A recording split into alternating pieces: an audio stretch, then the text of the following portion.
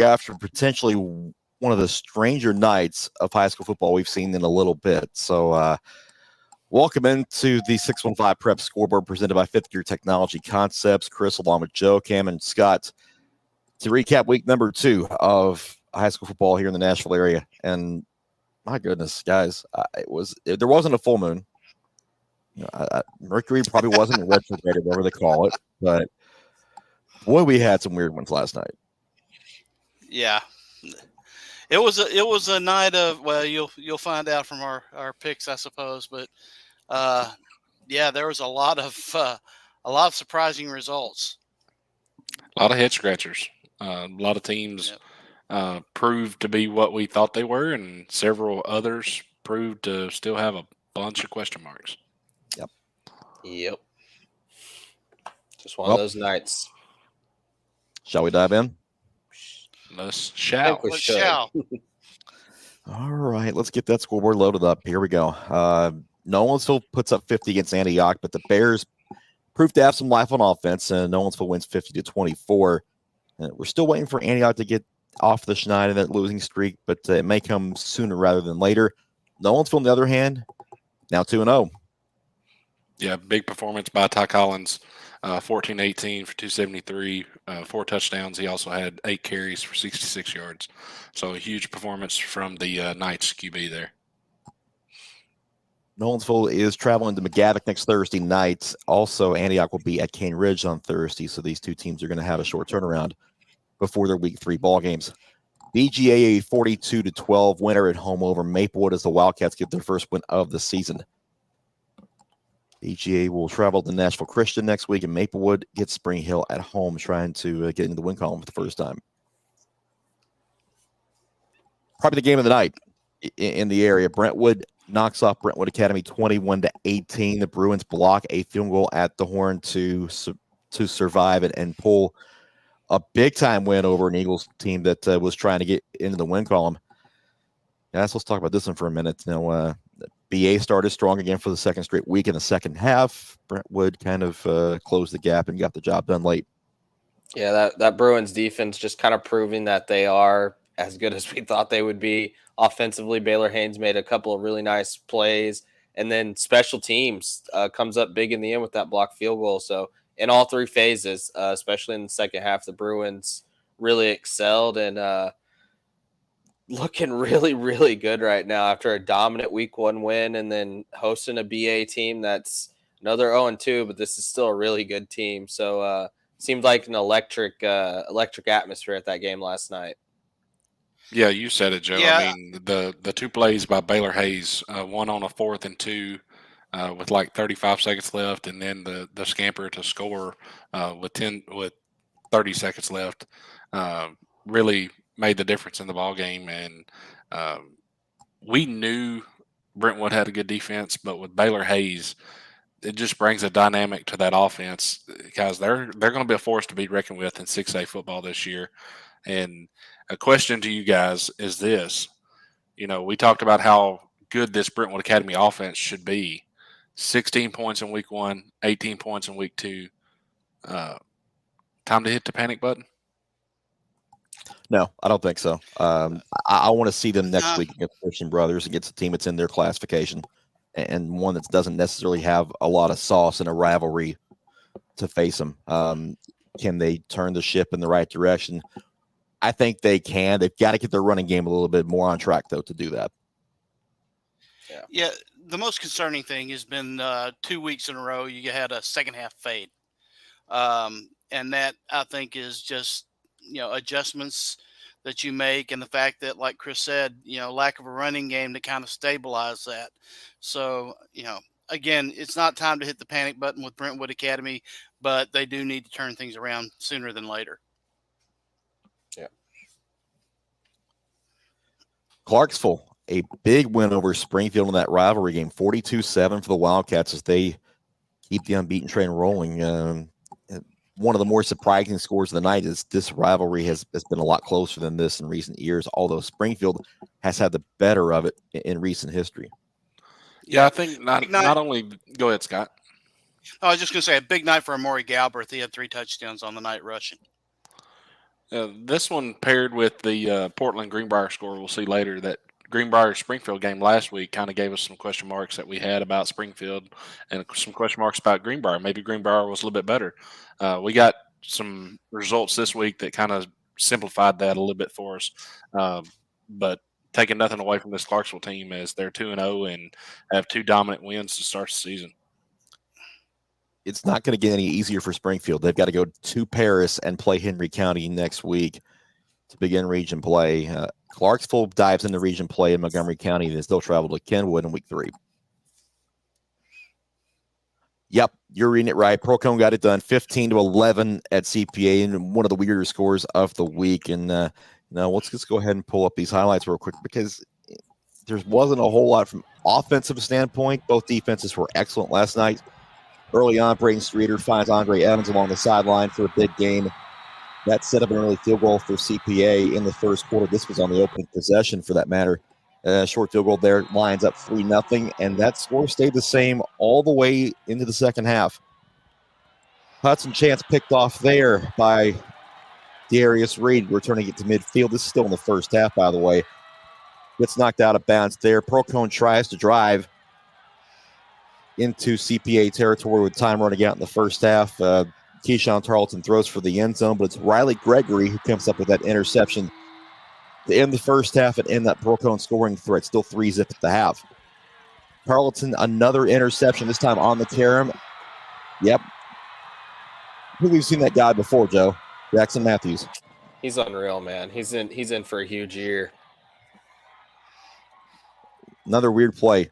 Somehow Tarleton gets this pass away after nearly going down and gets a positive gain out of it.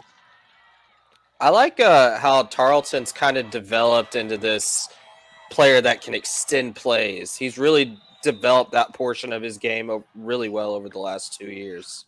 Good run by Javian Kennard right there, and then he follows it up a couple of moments later, 23 yards for the Pearl-Cohn TD. That put them out in front. And then the Firebirds also got the 2-point conversion and made that 8-5. CPA got a safety on the first snap of the second half after Tarleton was called for intentional grounding in the end zone. There was that 2-point conversion toss as well. Javion Kennard is the most dynamic player in all of 4A. I don't care what anyone says. Reagan McCluskey, 1-yard touchdown run for CPA that put the Lions back in front. But then Tarleton to Reed. This one with about 5 minutes left in the ball game, and that put Pearl-Cohn up for good 15-11. Last chance here. Braden Streeter's pass falls incomplete on 4th down, and the Firebirds can celebrate because they go on the road and get another big win. All right, let's talk about this one. You guys get a huge win on the road here at CPA, a hard-fought defensive battle.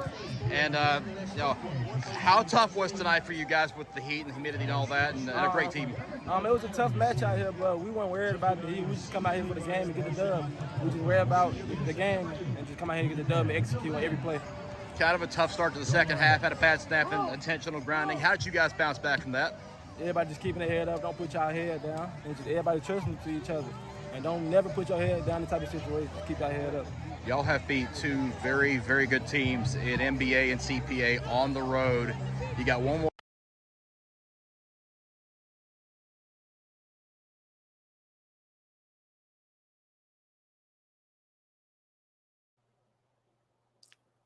Chris, you're muted. Yeah, sorry about that. Technical difficulty there with the interview. We will load those interviews later today, and you guys can check those out as well. But, yeah, big win for Pearl-Cohn. 2 really strong road wins against 2 very good defensive teams. And this Firebirds team is looking like the 4A favorite we thought they might be. Well, Chris, and the thing that gets me is that, we talk about their offense, but their defense has really stood out the last 2 weeks. I think that that makes this a very, very dangerous team.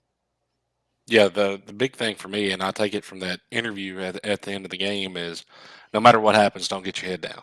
And that's just something that Pearl-Cohn has struggled with in the past. And so far through 2 weeks, 2 tough games, they've done a good job of not letting little things build up and turn into losses.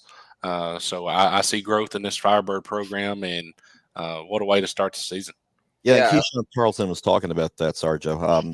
The play at the start of the second half was a bad snap, and Tarleton had to roll out and tried to just make something not happen, and throws it away, gets called for intentional grounding, even though it could have easily been a CPA touchdown on a fumble.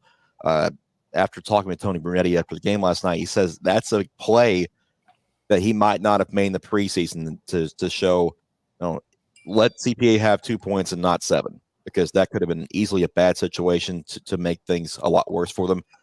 And he made something out of nothing, even though it still gave up points.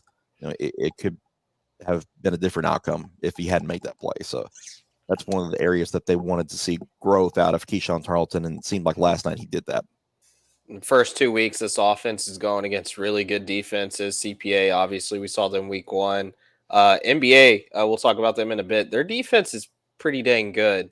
And I think we're about to see a run with this Pearl-Cohn offense where we're not going to be seeing this 15, 20. We're going to be seeing the Firebirds put up quite a few points over these next couple weeks, I think.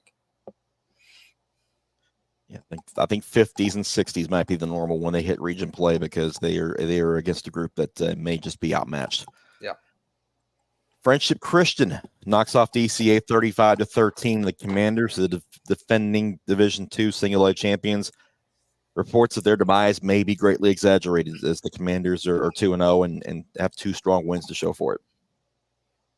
Yeah, Tyson Walcott, another monster game. This one, he's 31, rushes 290 yards, 4 TDs. And, this one, we knew that DCA, that we thought that this was going to be more of a grind out game than it was. And it was a ground game, but Commanders, yeah, like you said, they're not rebuilding. They're just reloading. Yeah, it really starts up front, guys, and I think Tyson would say that too. The line play for Friendship has been immaculate through the first 2 weeks. But one thing I will say is this matchup, I believe, in the regular season last year was a lopsided Friendship win as well, and then the playoff game was a 1-point game. So these 2 teams could see each other again. Yeah, definitely. Smith County pitches a shutout 21-0 at DeKalb County. The Owls have proven it 2-0, and they get region play started next week. I believe it's actually, no, it's not region play, but Liberty Creek does come in to play Smith County and Carthage next week. DeKalb County at home against Livingston in their region opener. Yeah, nice win for the Owls. Especially Matt Dyer has liked what he sees on the defensive side after some secondary lapses in week 1 against Gordonsville. Dixon County couldn't quite get it done against Columbia 27-21 as the Lions get their first win of the year and handing Dixon County their first loss of the season. We talked about Dixon County, being in a better situation in their region, and hopefully that'll start to show for them next week as they'll travel to Northeast to begin league play, and the chance for them to maybe make some progress in that grouping. Eagleville all over Community, 54-0. The Eagles now starting 2-0 and a big shutout win over the Vikings of Community. They will hit the road for region play beginning next week at Moore County. Yeah, going after Moore County, and Moore County is pretty good football team. Yep. Speaking of pretty good football teams, East Robertson is one of those, 69-0 over Houston County, and some big numbers from this game too. Yeah, Isaiah Groves goes 5 carries for 230 yards, 2 touchdowns. Elijah Groves has a 20-yard, I believe it was a fumble recovery for a touchdown, and then a 90-yard kickoff return for a touchdown. So if you go watch the Indians this year, you're going to hear Groves a lot. We promise you it's not duplicates. There's 4 of them, guys. There's 4 of them. Yeah. And then East Robertson will hit the road for region play next week as they travel all the way up to Monterey for that league opener. Houston County falls to 0-2 with that loss. Ensworth and NBA. Joe, you were over there last night, 17-3. Before we hit the highlights, let's talk about that for just a second. You just mentioned NBA's defense, but their offense didn't show up. No, and I think it's kind of a double-edged sword because I think a lot of that had to do with Ensworth's defense. The Tigers' defense is electric. They're dynamic. I mean, I think both teams traded punts to open the game. and then Ensworth with back-to-back forced fumbles to go up very quickly, 14-0. That's all they really needed. For the rest of the night, they were in the backfield, it seemed like, every play. NBA had a couple of big chunk plays that worked out really well, but this Ensworth defense, man, they're as good as advertised. Mason Curtis looked really good, and then even outside of Mason Curtis and Ethan Utley, the two big names, it seems like that front seven specifically for the Tigers, they're electric. Yep. Well, let's roll that footage. Ensworth opening at home after winning at Union City last week, and Joe, take it away. Yeah, right here we got just first hit of the game, kind of setting the tone. Big hit right here. You have the first turnover. Just stripped it right out of his hands and recovered it, kind of like the Jadeveon Clowney play a couple years ago. Right after that, Ensworth strikes immediately. One play later to go up 7-0. Honestly, all they needed. Didn't get it on film, but right after that play is when Mason Curtis recovered the fumble and took it to the house for 6. Just defensively, NBA had a couple of nice plays with their tight ends across the middle. Ensworth's coaches were getting a little upset about that on the sideline, but outside of that, I mean, this was kind of the story all night. Ethan Utley getting into the play here, and there's just nothing to do. Preps here again with Ensworth senior linebacker, Michigan 4-star commit, Mason Curtis. Heck of a game, man. Defensively, you guys stand out. 7. You held your rival to 3 points. What's it mean to beat them in that way after they've gotten the best of you guys these last 5 years? We went back over the few years, and we saw the wrongs that the past teams did, and we said we're not going to be that team. We've had more talent than I can name. So we've always had it. We just had to put it together. Defensively, you guys forced 3 turnovers. You returned 1 for a touchdown. What was going through your mind as you're streaking down the sideline? First, I was like, I got to get the ball. Then I had to take off. I saw the quarterback to my right, and I was like, I got to beat him. To get this sort of win with the defense that you have, I mean, just how important is that as you guys go forward the rest of the season? You try to make a state title run. Defense is important. If you can hold your rival to 3 points, you're going to win most ball games. For you to have this sort of game in your senior year against your big rival, I mean, just what's that feeling like? Amazing. This is possibly my last time playing them, so to come out on top was good. Congratulations, man. Good luck the rest of the season. Ensworth junior defensive lineman Ethan Utley following the Tigers' huge win over NBA, ending that 5-year losing streak. Yeah. What's this feel like, man? This feels great. If you ask anybody that's in the Ensworth community, they know it's the game. It's the game. You play all these good competition games, it's the game. We want to win this every year. No matter what happened, we want to beat NBA. That's what we did. Me and my teammates set a goal at the beginning of the season. We was going to beat NBA. That's what we did. We started to score 17-3. We wanted to put up more points, but hey, they ain't scored 1 touchdown.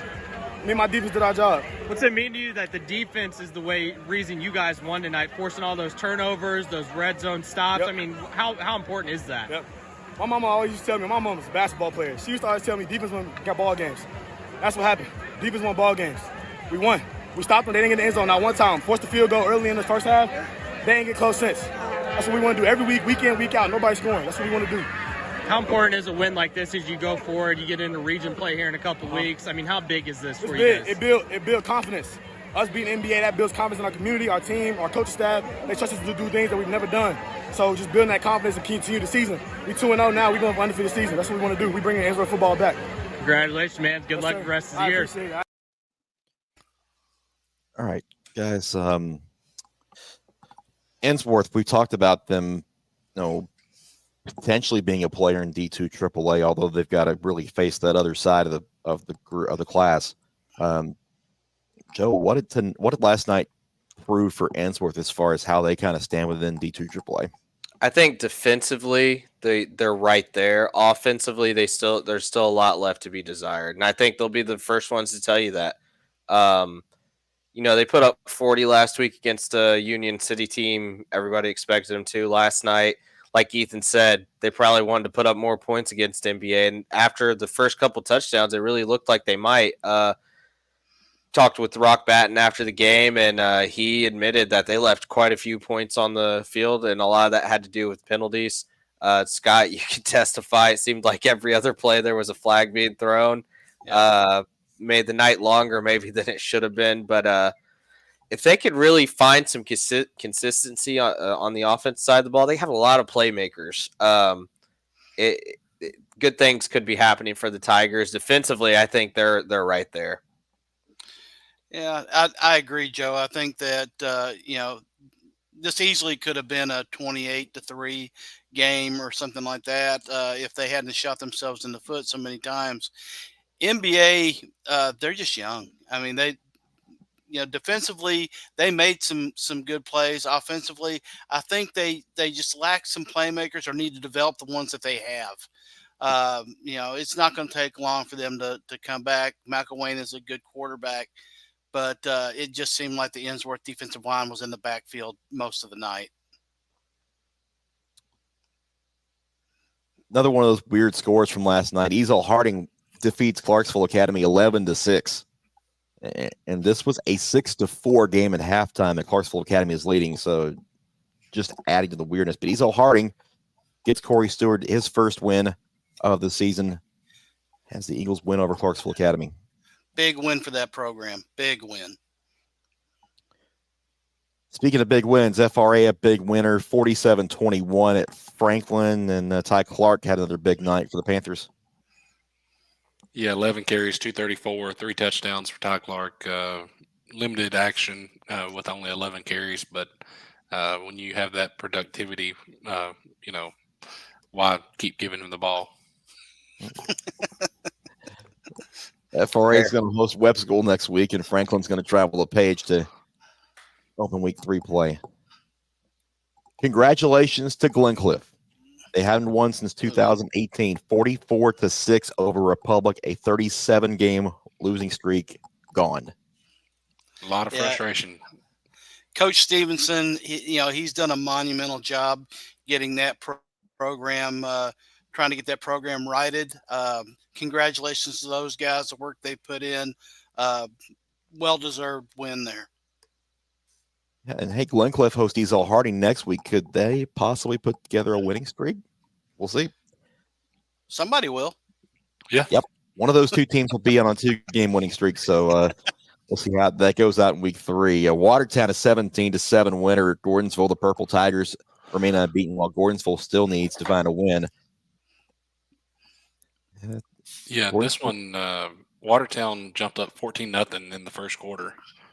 And moved the ball relatively easy against this Gordonsville defense. But the Tigers defense stiffened, and it was actually 14-7 with about 4 minutes to go before Watertown kicked like a 40-yard field goal to get us to the final score, 17-7. One thing to note for Watertown, we've talked about Baronis at Brentwood Academy, but, man, they got a great kicker at Watertown in Trey Pack.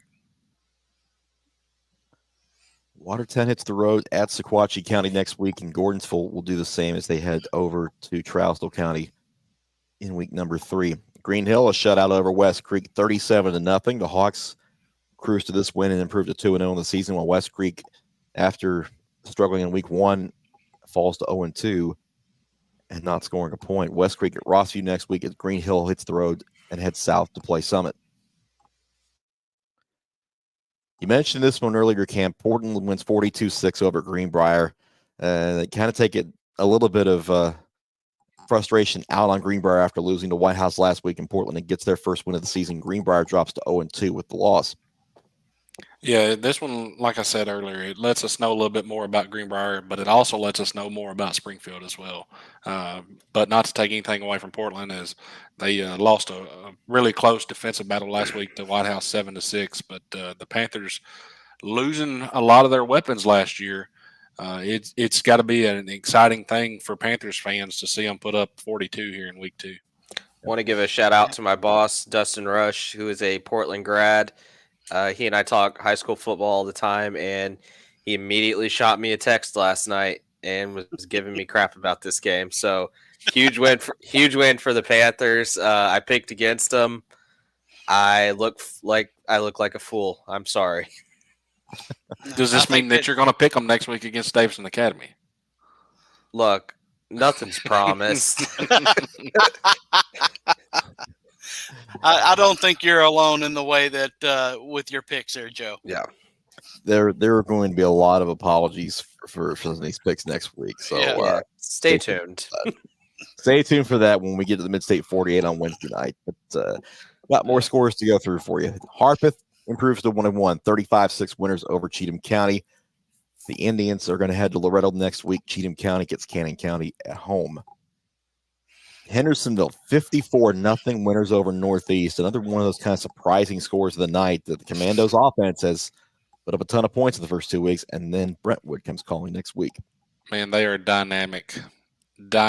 Mason Baker is a tremendous quarterback, can throw it really well, can run it. Yep. But the people that nobody are talking about because they just moved back to Hendersonville is the guys I had a chance to interview last week. That is Riley and Cooper Jordan, a pair of twins that come in. One of them plays running back and one of them plays wide receiver. But man, their offense is dynamic, and defensively, you know, they struggled last week at times against Gallatin, but put a goose egg up this week. You know, they're catching Brentwood when Brentwood's at their highest. You know, they could maybe catch the Bruins overlooking them, maybe. We'll see about that. Should be a very good one in week 3. That matchup is juicy. Is that a hint of where you might be next week? Look, I'm just saying.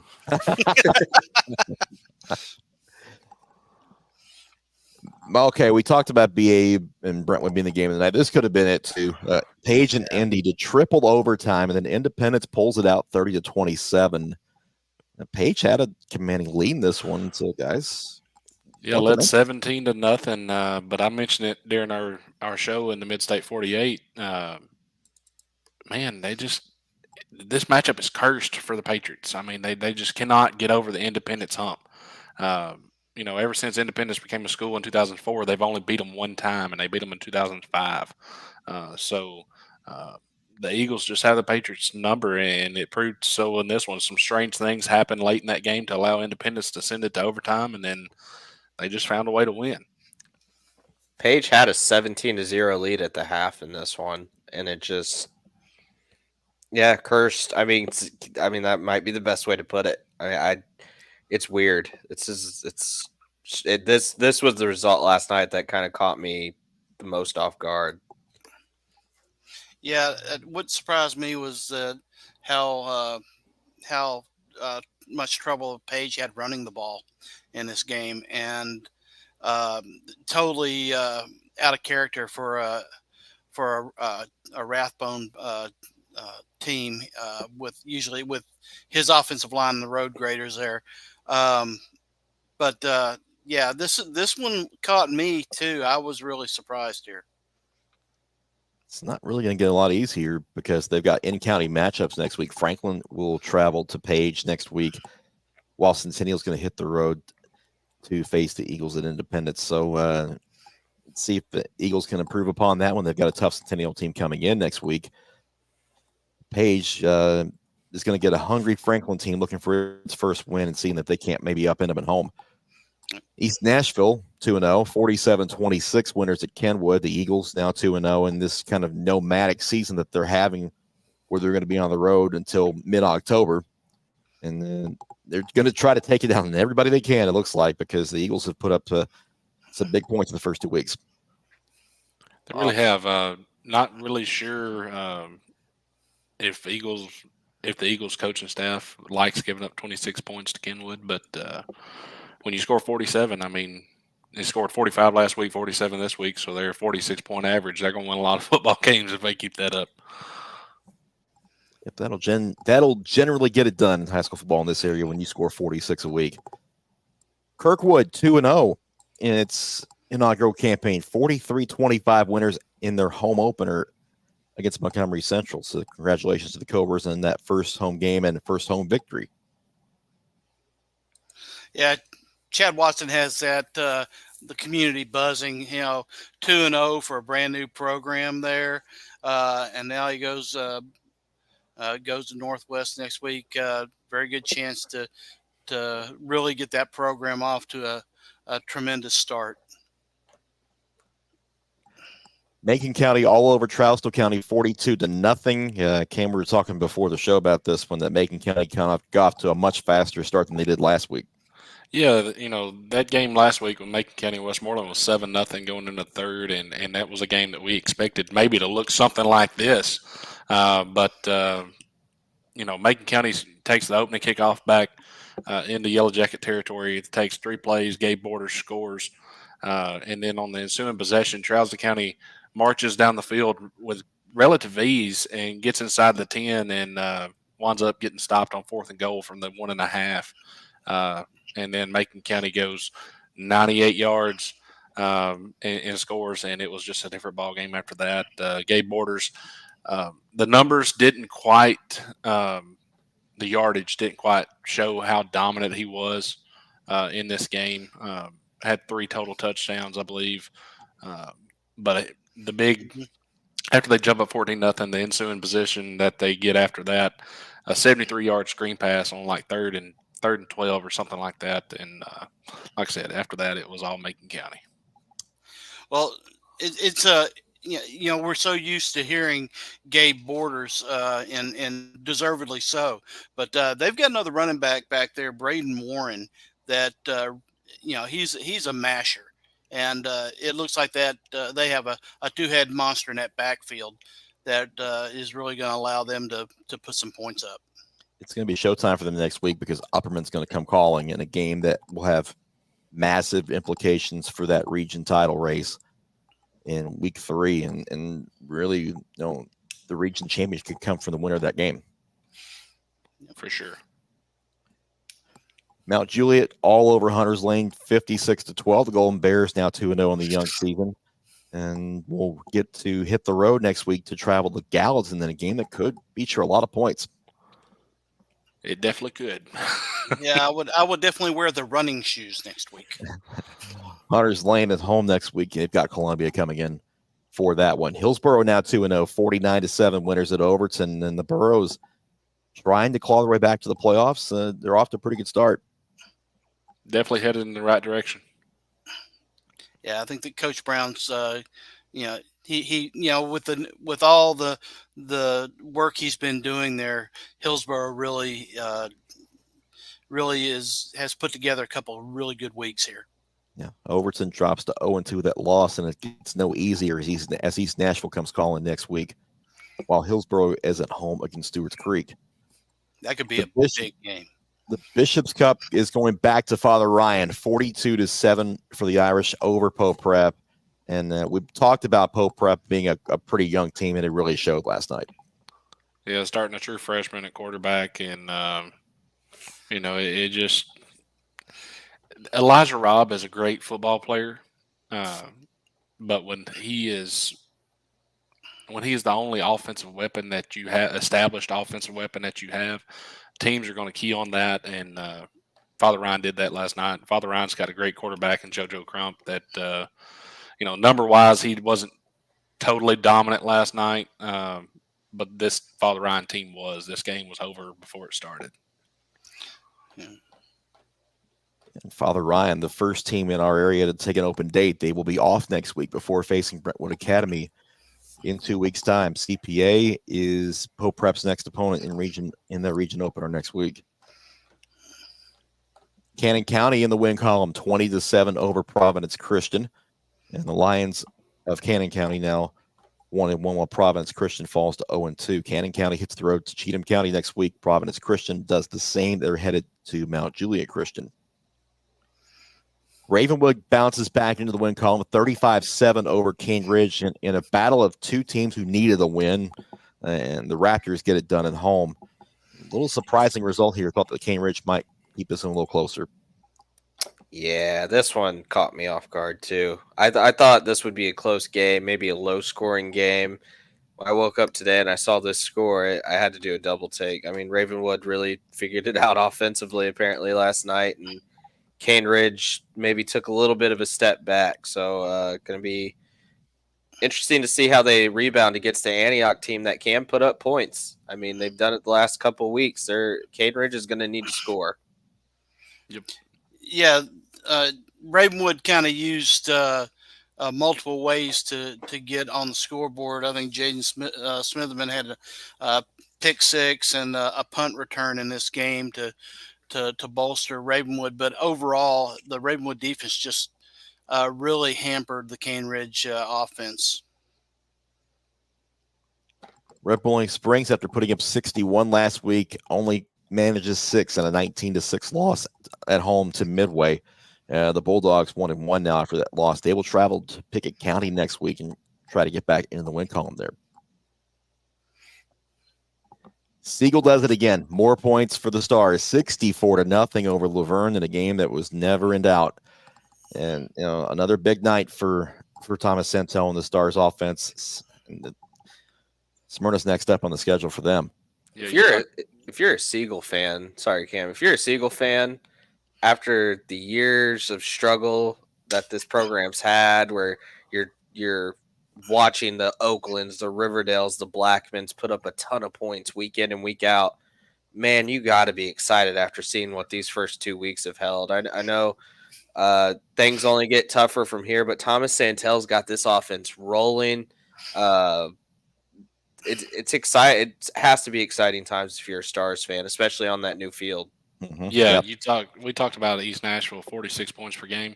How about Siegel? 55 last week, 64 this week. That's 59.5 average, rounded up to 60 points a week. I mean, it's who's going to slow down this offense?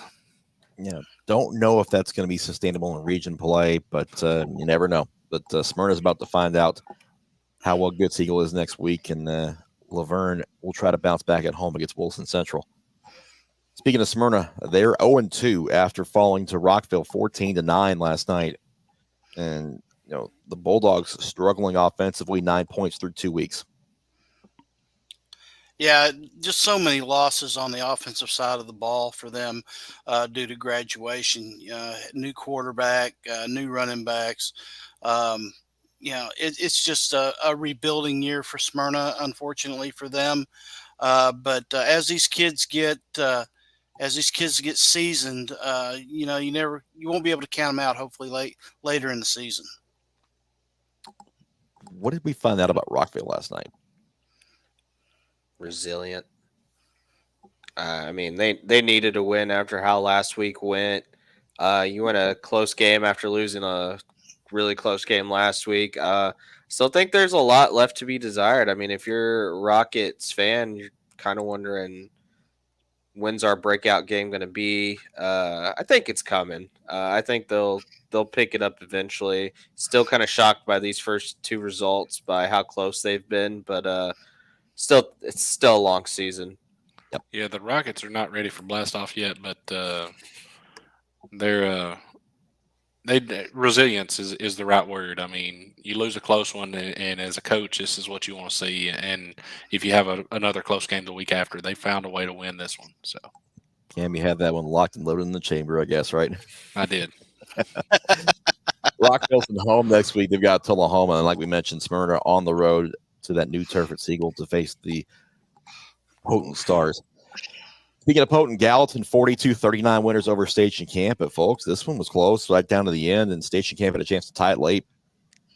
Yeah, go ahead, Scott. It came down to a Station Camp. Got the ball back with about 48 seconds left. 2 double passes got them into field goal range, and they were just missed a field goal with 0.8 seconds left on the clock. But the Bison, they showed some gumption coming back against this potent Green Wave offense. Yeah, and as potent as this Green Wave offense has looked, 33 points last week against Hendersonville, 42 this week against Station Camp, they're still not clicking on all cylinders. I've had a chance to watch them against Hendersonville, had a chance to watch some of their game last night. They're still making some mistakes that if they can correct, man, this offense can be really, really special. So Gallatin gets Mount Juliet at home next week, while Station Camp opens their region schedule while traveling all the way down to Marshall County in week number 3. Stewart's Creek 2-0, 28-21 winners over Blackman. And kind of like Siegel, the Red Hawks of Stewart's Creek are off to a strong start, just in a different way. Yeah, Kenny Jordan had a big night. He had 2 touchdowns for the Red Hawks. They just seem to get it done. Blackman, though, after a miserable week 1, make this a tough game. This a lot tougher than some people had thought they might. Yeah, one thing to keep in mind here, Blackman did perform a lot better this week. One thing that Coach Kreisky still doesn't like to see is 4 turnovers from his quarterback, and that ultimately was the demise of the Blaze. It's not any easier for Blackman. Ravenwood comes calling next week while Stewart Creek travels to Hillsboro. McGavock defeated Stratford 30-14. Forget those records, folks. That's what happens when you do it at 1:30 in the morning. McGavock in the win column, 30-14 over Stratford, and the Raiders now 1-1 of the season as they get a visit from Nolensville next Thursday night. Stratford also will play on Thursday as they'll head west to James Lawson High School. Centennial, 42-0 winners at Summit. Now, we've mentioned the Cougars earlier in the show. We'll talk about it a little bit more right here. Jamal Stewart is quietly starting to build a monster. He's got a stud playmaker in Dominic Reed. I mean, the defense is solid. And it's one of those deals. Yes, Jamal does deserve some credit for this, but it's really a testament to what Coach Kreisky had done at Centennial as well, having this program in a position to where Jamal could come in and even take them to the elite level. And this is a Cougar program that's looking like they're going to be right there in 5A at the end of the year. Pretty wide open 5A field too, honestly. I mean, if there's a year where they can make some noise, this is it. And dominant first 2 weeks. It's going to be really interesting to see what they do when they get into region play. I think they're probably the heavy favorite in that region right now, honestly. Yeah, and a couple of I would think so. July. Yeah, I would. I was just saying, I would think so. I think Jamal Stewart has this team believing and believing in themselves, and I think that the energy that he's brought in, is just pushing this team to a higher level, as Cam said. And I agree with you, Chris. This looks like a team to beat in this region. James Lawson also 2-0, 7-2 over Sycamore. No truth to the rumor that there were 3 errors in the fourth quarter, but okay. 7-2 winners for the Lawson Lightning. I'm sorry. I shouldn't have done that. Okay. 2-0, though, for the Lightning, and a great start for Brian Lively's team. Sycamore falls to 0-2 with the loss. Lawson is home to get Stratford on Thursday. Sycamore will travel to Clarksville Academy. Try to make a bad baseball pun, and it failed spectacularly. So worked for me.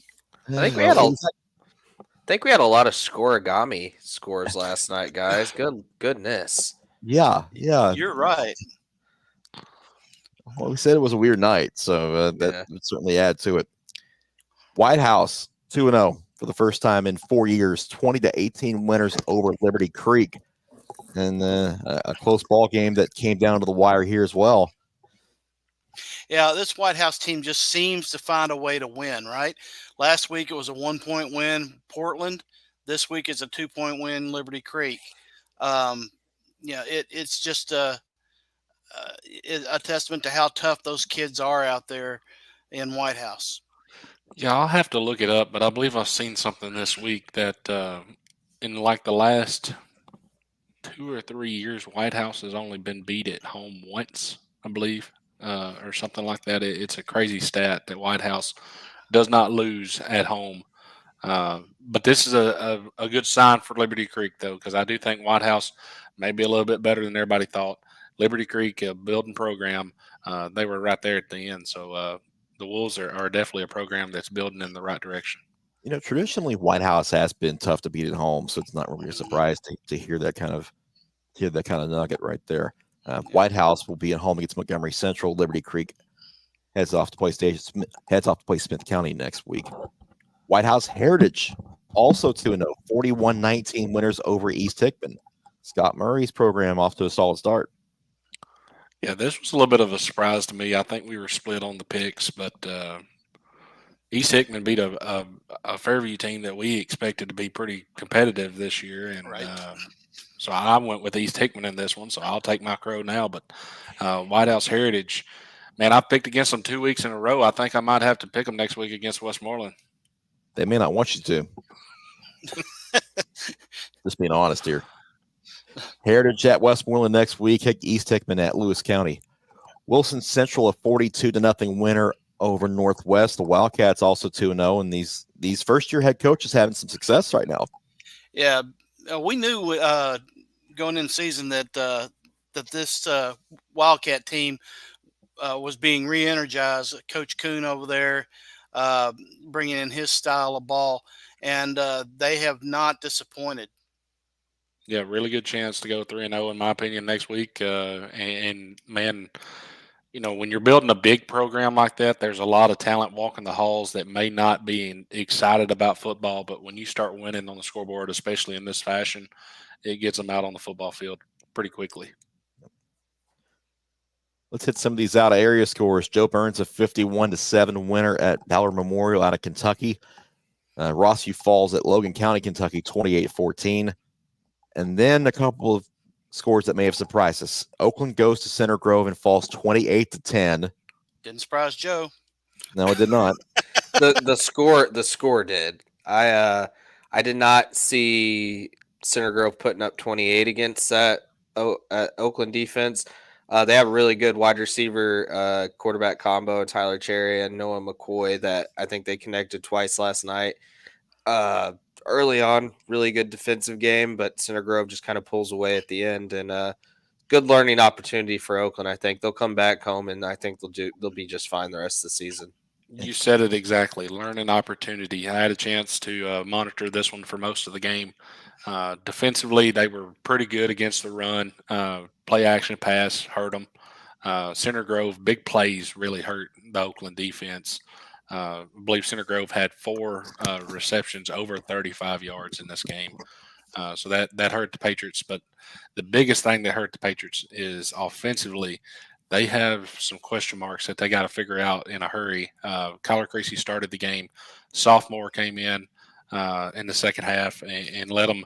Oakland, I believe, only had the ball twice in the second half, and both were 9+ minute drives. One of them resulted in a field goal, the other one on a turnover on downs late in the game. So I liked what I seen from Oakland in the second half, because that's more traditional Kevin Creasy offense, take 8 or 9 minutes off the clock in a close game like that, but they have to finish. So that's something that you want to see from the Patriots. But as you said, a good learning opportunity. Beach on the road loses at Collierville 28-21. And we mentioned now why 5A might be a little wide open. This is one of those results that kind of says why. A little surprising there from Beach to fall at Collierville. Well, Collierville's not a bad team. I believe they're 8-2 last year, I think. Mm-hmm. Middle Tennessee Christian travels to Florida, wins 41-13 at Christian Peterson's old school at Masters Academy. And then the game a lot of us were talking about, Lipscomb Academy and Saraland, went to overtime, and Saraland wins 31-30. Yeah, Lipscomb, I'm not going to say that a wrong decision was made here, but I'm just going to say that, most of the time, if you're in a position to where Lipscomb was down 24-14 with less than 5 minutes to go, and they wind up going down the field, kicking a field goal, getting the onside kick with 1.5 minutes to go. Caleb Beasley makes a big play on offense to get them in scoring position. Deuce Knight scampers in with 10 seconds left. You're on the road. You're 8 hours from home. You go for 2. But they did not. They kicked the extra point, went to overtime, and then Saraland scores on the first play with their stud player in Williams. Lipscomb scores on the first play, again attempts the extra point instead of going for 2, and the extra point was missed wide left, and Saraland wins at home 31-30. I think that it's a great test for Lipscomb Academy. They came back. Yeah, you want the win, especially if you travel 8 hours to play. That's a long drive back. But that being said, you sharpen your skills against two very stout teams. You come back and you get your revenge on everybody in your doggone region. Yeah, we took a little bit of slack for having them number one in our big team class. But I mean, when you look, they're 0-2. Brentwood Academy, which we had number 2, is 0-2. Oakland is 1-1. We had them third. So I still don't think that is a testament to these teams. I think these teams are who we think they are. They're just playing tough competition at the moment. Yeah. Spoiler: Lipscomb Academy is still going to be ranked. Not number 1 or 2, but they're still going to be ranked. Played a brutal start to the year. You host IMG and then you travel 9 hours down to Mobile to play a couple of nationally ranked guys at Saraland. Come on now. Great comeback. The Caleb Beasley, Ryan Williams matchup lived up to the hype. Caleb actually had a pick 6 in this game. Ryan Williams obviously had a couple touchdowns. Edwin Spillman. Just go on Twitter, look up Edwin Spillman's name, see some of the hits he had last night. Edwin Spillman put on a show last night, and he is off to an incredible start to the year. Tennessee fans should be excited with Caleb and Edwin coming to campus next year. Nothing to hang their heads about with this one. I think they're going to be just fine. Yeah, you said hits as in plural. And as a Tennessee fan myself, I just hope he makes it on campus, because if he keeps doing what he did last night, he's going to get arrested for murder. You had to make it weird.